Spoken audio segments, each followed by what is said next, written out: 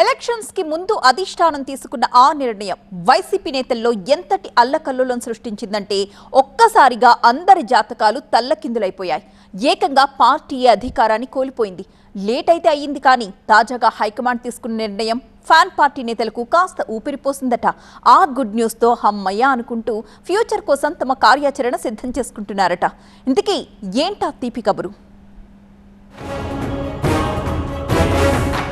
YCP high command తప్పు తెలుసుకుందా? నాటి మార్పులు చేర్పుల్ని వెనక్కి తీసుకుంటుందా? ఆలస్యంగా మేల్కొన్న హైకమాండ్ కు ఫలితం దక్కేనా?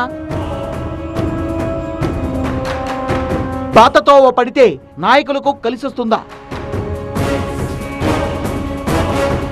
ఎన్నికలకు ఏడాది ముందు నుంచి మార్పులు చేర్పులు మొదలవడం నాటి అధికార వైసీపీని కుదిపేసింది. గెలుపు గుర్రాల వేటలో దాదాపు 70 మంది సిట్టింగుల్ని మారుస్తూ జగన్మోహన్ రెడ్డి తీసుకున్న నిర్ణయం రాజకీయంగా ప్రకంపనల్ని సృష్టించింది. మంది మార్బలంతో మరోసారి పోటీకి సిద్ధమైన చాలా మంది నాయకులు అధినేత నిర్ణయంతో హతాశులయ్యారు. కొంతమంది సిట్టింగులు ధిక్కార స్వరం వినిపిస్తే కొంతమంది అధినేత ఆదేశాలని తూచా తప్పకుండా పాటించారు.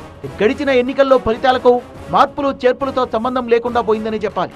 గాలంతా ఎన్డీఏ కూటమి వైపు వేయడంతో వైసీపీకి ఘోర పరాభవం తప్పలేదు. 151 స్థానాల వైసీపీ 11 స్థానాలకు పరిమితమైంది. వైసీపీ ఘోర ఓటమికి సిట్టింగుల మార్పే కారణమని చెప్పలేం, కానీ ఆ విషయంలో అప్పుడు తీసుకున్న నిర్ణయం పట్ల హైకమాండ్ ఇప్పుడు పునరాలోచన చేస్తోందట. ఈ సిట్టింగ్ ను మరో ప్లేస్ కు, వారి స్థానాన్ని మరొకరికి అన్నట్టు సీట్ల కేటాయింపు జరగడంతో పెద్ద గందరగోళమే ఏర్పడింది. అంతా అధినేత చూసుకుంటారులే అనే నమ్మకంతో వెళ్తే కొత్త స్థానాల్లో బొక్కబోర్లా పడ్డామంటూ బోరుమన్నారు. ఇటు సొంత ఇలాకాకు వెళ్లలేక, ఇటు పోటీ చేసిన స్థానాల్లో బయటకు రాలేక ఓటమి భారంతో ఇళ్లకే పరిమితమయ్యారు నాయకులు. రకంగా చెప్పాలంటే కొండ నాలుగుకి మందేస్తే ఉన్న నాలుక ఊడిందన్నట్టుగా తయారైంది పార్టీ పరిస్థితి. ఎడారిలో ఓయాసిస్సులా తాజాగా వైసీపీ వర్గాల్లో చక్కర్లు కొడుతున్న ముచ్చట వలస నేతల పాలిట వరంగా మారిందట. పార్టీని తిరిగి గాడిలో పెట్టే పనిలో నిమగ్నమైన వైసీపీ అధిష్టానం ముఖ్య నేతలందరితో చర్చించి కీలక నిర్ణయం తీసుకుందట. బలవంతంగా వలస పంపిన నేతల్ని ఇప్పుడు సొంత నియోజకవర్గాలకు తీసుకురావాలని, అలా చేస్తే పార్టీకి పూర్వ వైభవం వస్తుందని ఆలోచిస్తోందట హైకమాండ్. త్వరలోనే ముఖ్య నేతలతో కీలక సమావేశం నిర్వహించి నేతల మనోభావాలకు అనుగుణంగా మళ్లీ మార్పులు చేయాలని నిర్ణయించిందట. ఇలా అయినా సరే జిల్లాల్లో కుదేలైన పార్టీకి జీవం పోయొచ్చని భావిస్తోందట. అందుకే మాజీలను గతంలో ప్రాతినిధ్యం వహించిన స్థానాలకే పంపించాలని నిర్ణయించిందట.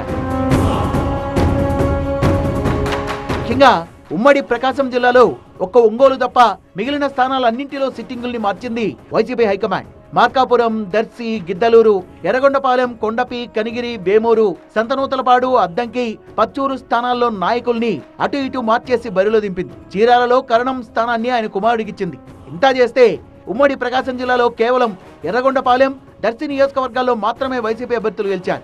ఎన్నికలకు కొన్నాళ్ల ముందు ఇలా సడన్ గా అభ్యర్థుల్ని మార్చడం వల్లే ఇలాంటి ప్రతికూల ఫలితాలు వచ్చాయన్న విమర్శలు వెల్లువెత్తాయి. అంతేకాదు పార్టీ ఘోరంగా ఓడిపోవడంతో నేతలంతా ఒక్కొక్కరుగా పార్టీని వీడుతున్నారు.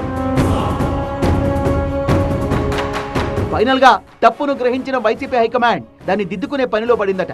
మళ్లీ మార్పులకు శ్రీకారం చుట్టిందట. వలస పంపిన నేతల్ని తిరిగి సొంత ఇలాకాకు తీసుకొచ్చి నియోజకవర్గ ఇన్ఛార్జీలుగా నియమించాలని ఫిక్స్ అయిందట. అలాగైనా నేతల్లో అసంతృప్తిని చల్లార్చి పార్టీని వేడకుండా చూడాలని ప్లాన్ వేసినట్టుగా తెలుస్తోంది. ప్రకాశం జిల్లా నుంచే ఈ ప్రాజెక్టుకు శ్రీకారం చుట్టనున్నట్టు తెలుస్తోంది. ప్రస్తుత పరిస్థితుల్లో వైసీపీ ముందు ఇంతకన్నా మెరుగైన ప్రత్యామ్నాయం కూడా లేదు అన్నది రాజకీయ విశ్లేషకుల మాట. మరోసారి మార్పులు చేర్పులతో వైసీపీకి ఎంతవరకు లాభం జరుగుతుందో చూడాలి.